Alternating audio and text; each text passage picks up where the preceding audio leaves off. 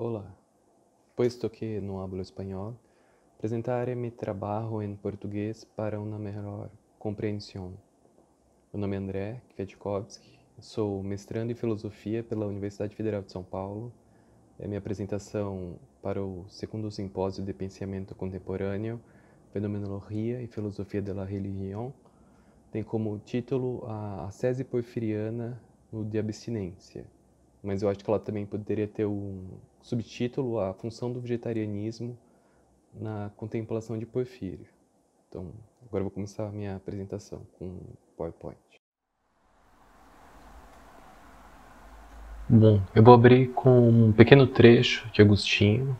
Ele se encontra no último capítulo do livro 10 da Cidade de Deus. É a tradução portuguesa da Calouste com Beckham. Então ela começa da seguinte forma. No início do primeiro livro acerca do regresso da alma, do regresso animae, Porfírio declara que a doutrina que propõe o caminho universal da libertação da alma ainda não foi ensinada por nenhuma seita, nem por qualquer filosofia de grande aceitação, nem pelas disciplinas morais dos hindus, nem pela indução dos caldeus, nem por qualquer outro sistema chegou essa doutrina, por via histórica, ao seu conhecimento. Admite sem mínima hesitação que esse caminho existe, mas que não chegou ainda a seu conhecimento. O trecho permite algumas considerações. Então, a primeira é delimitar o intelector.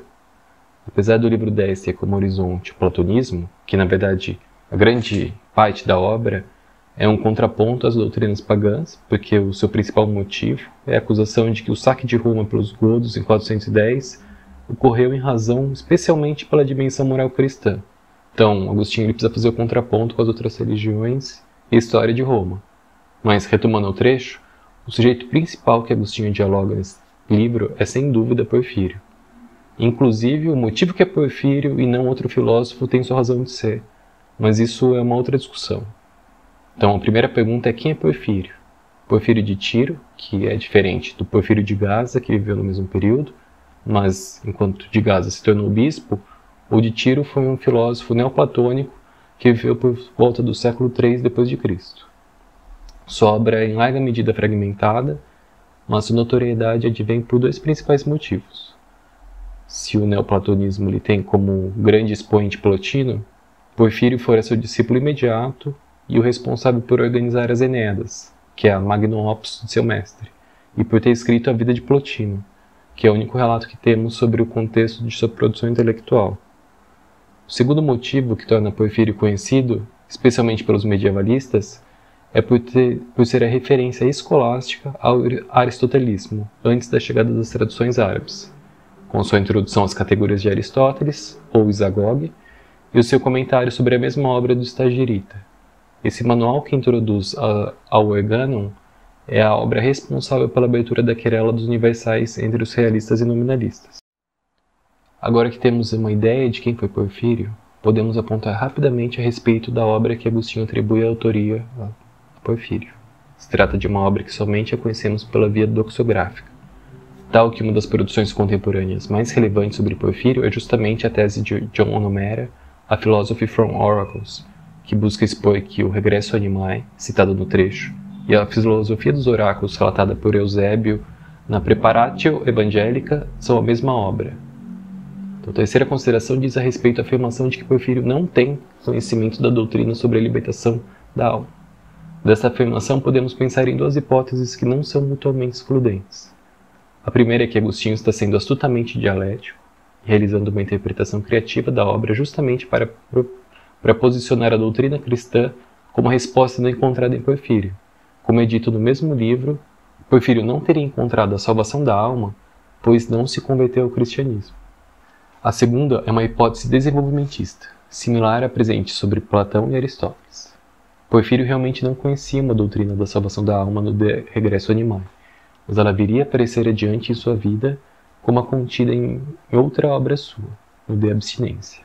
Essa obra que inclusive parece se constituir como um indicativo da autoria de Porfírio do Regresso Animae, pois também aborda as doutrinas dos hindus, dos gnosofistas, brahmas e samaneanos. Então, esse primeiro movimento da exposição serve para trazer a minha interpretação de que sim, Porfírio encontrou uma doutrina do caminho universal da libertação da alma, e ela se encontra na de abstinência. Para tanto, devemos lembrar que Porfírio é um autor neoplatônico, portanto herdeiro da tradição médio-platônica da exegese sistemática da obra de Platão, que busca em seu interior uma exposição que reduza ao máximo as supostas lacunas deixadas pelo mestre. Portanto, a mística não se encontra indissociada da metafísica, assim como a física da ética.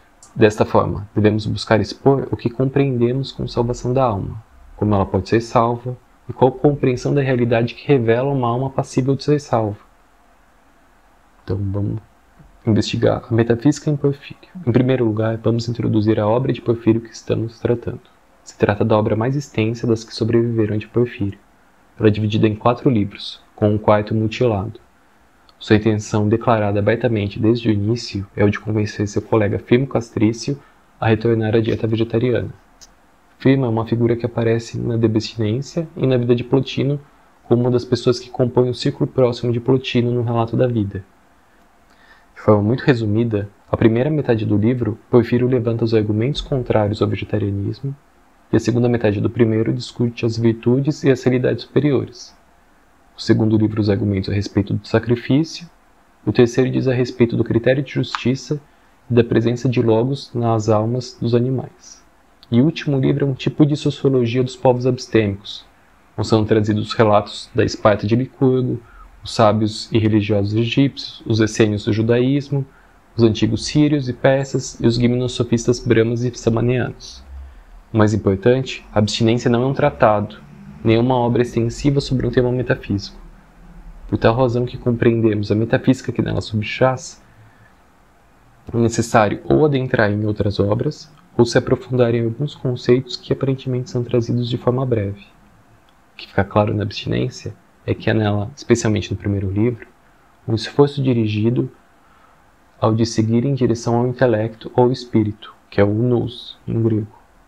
Apesar de residir uma clara herança plotiniana na obra, mais precisamente da exegese de Platão realizada por Plotino, onde é mobilizado conceitos como despojar, purificação, intelecto, alma do mundo, o mais importante para a nossa discussão é o esforço de retorno à realidade superior do intelecto. Essa afirmação se encontra no 29º parágrafo do primeiro livro. Só para adiantar, essa é uma tradução que eu utilizo principal do meu texto, mas eu uso do lado a italiana do Rafael Soldano, a espanhola do Miguel Lorente e uma outra mais antiga do Thomas Taylor, mas eu baseio basicamente da Gillian Clarke. Então, a citação começa basicamente assim: a contemplação, que é felicidade para nós, como alguém poderia pensar, uma coleção de argumentos ou uma massa de conhecimento reunida para determinado propósito. Nem progride pela quantidade de argumentos, pois se assim fosse, nada impediria que fossem felizes aqueles que acumularam todos os tipos de aprendizado. O Pierre Hadot, na verdade, ele cita esse trecho do livro sobre exercícios espirituais para dizer que a filosofia na antiguidade era bem diferente de como a gente compreende ela hoje. Então, continuando. Do jeito que está, nem todo item de aprendizado leva à realização da contemplação, nem mesmo aqueles que estão preocupados com o que realmente existe, a menos que seja adicionada a tendência natural e a vida que está de acordo com eles. Dizem que há 3 fins correspondendo a objetivos particulares. Nosso fim é conseguir a contemplação do que realmente é, e essa conquista realiza na medida em que nossa capacidade o permite, por meio da união do contemplador e o contemplado, pois é o retorno para o seu eu real, nada mais, e a união é com o próprio eu real, nada mais. E o verdadeiro eu é o intelecto, então o fim é viver de acordo com o intelecto. Em outra parte, Porfírio diz que deve imitar a Deus, fazendo o eco ao teeteto e as últimas palavras de Plotino na vida de Plotino. Voltando. Os argumentos e os aprendizados que advêm do mundo externo também são relevantes para isso, mas seu papel é nos purificar, e não com a felicidade. Assim, se ser feliz fosse definido como apreensão de argumentos, seria possível chegar ao fim desconsiderando alimentos e ações, mas visto que devemos ser purificados por palavras e ações, e por meio da mudança de nossa vida para outra, devemos considerar quais palavras e quais ações. Que a verdadeira felicidade não se encontra numa coleção de argumentos, que é aí que reside a salvação, na união do contemplador com o contemplado, em conhecer o ser pela via mística contemplativa. A isso nos remete as duas compreensões platônicas. A primeira é da contemplação como uma dimensão metafísica mundana que permite noeticamente conhecer as formas ou ideias, depende da tradução de Morphy, Eidos. E a segunda é a compreensão do intelecto da estrutura triádica plotiniana, que compreende o nous, na República e no Timeu, como paradigma que confere a realidade, não a multiplicidade sensível, mas a multiplicidade inteligível das formas. É a união indivisível do ser e pensamento. Por tal razão que Porfírio diz que deve conhecer o que é. Este é o que se faz eco ao texto sobre a letra Y em Delfos de Plutarco, que é o ser, o é, que é o que Lima Vaz, escrevendo sobre a experiência mística por meio de uma gramática hegeliana, chama o sujeito humano da experiência de ser para, porque nele o intelecto, o ser outro, suprassume o corpo próprio e o psiquismo, e o seu mundo é o termo intencional. Agora que entendemos brevemente que a salvação da alma reside na segunda hipóstase de Plotino, ou pelo menos no almejar, em sua direção, precisamos entender de que alma estamos falando. Para falar sobre a alma, Porfírio se utiliza de uma série de imagens, mas a que melhor diz respeito é o uso da metáfora do cocheiro e sua parelha no Fedro, em 253d. Ela compreende as três partes da alma, sendo o cocheiro a parte racional, que tenta controlar um cavalo, que é a parte irascível da alma, e outro cavalo, que é a parte concupiscente.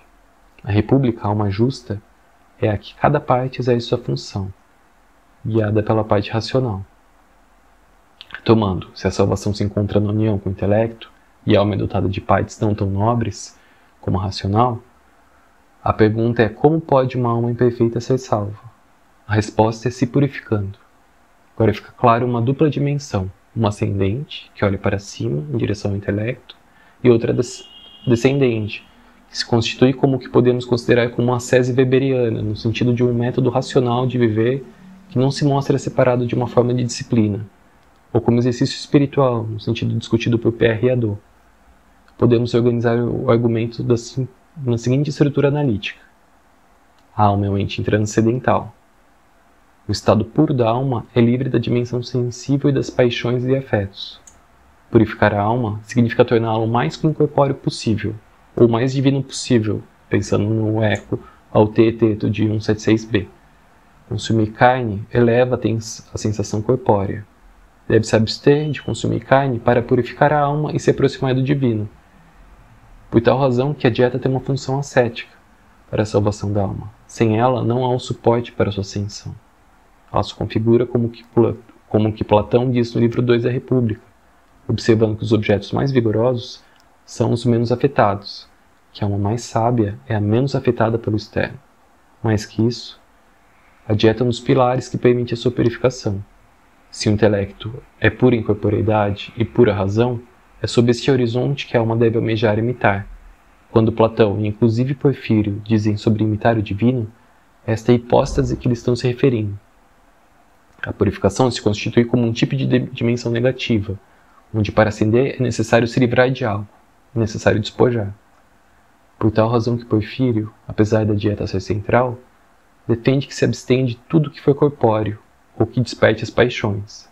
Não por acaso que as seitas do quarto livro são de natureza claramente ascetas, especialmente dos egípcios e dos terapeutai judeus. Desta forma se configuram as duas vias para a salvação da alma, ascendente, que almeja a felicidade, no sentido da contemplação no sentido antigo, que é basicamente a contemplação das hipóteses acima da alma humana, e o descendente, que é os exercícios mundanos, as práticas purificatórias, onde residem as virtudes, os regimes, o cuidado de si. Por tal razão que Plotino já havia discutido a respeito da elevação das virtudes na Eneada 19, entre as virtudes civis e as contemplativas, que Porfírio tensiona essa tese em outra obra sua, As Sentenças, que é um tipo de exposição na forma do gênero das Quefália, que é uma forma bastante resumida das Eneadas, apesar de que não pode ser considerado como uma introdução à filosofia de Plotino. Na sentença 32, ele pensa em 4 formas de virtude. São as cívicas, purificatórias, contemplativas ou teoréticas e as paradigmáticas. No entanto, somente a virtude civil e contemplativa são passíveis de serem realizadas pela vida humana. Quanto as virtudes civis são dirigidas a todos, a contemplativa dirigida exclusivamente a esse filósofo particular, que é o filósofo platônico próprio da exegese neoplatônica. É o sujeito que realiza esse tipo de virtude que se dirige à dieta vegetariana. Porfírio deixa muito claro que a dieta não é para qualquer um. É exclusivamente para este filósofo, que é mais que isso, ele é um sacerdote do Deus que governa tudo. Por isso, pensa no título da obra que se deve se abster, que é onde vem abstinência de carne.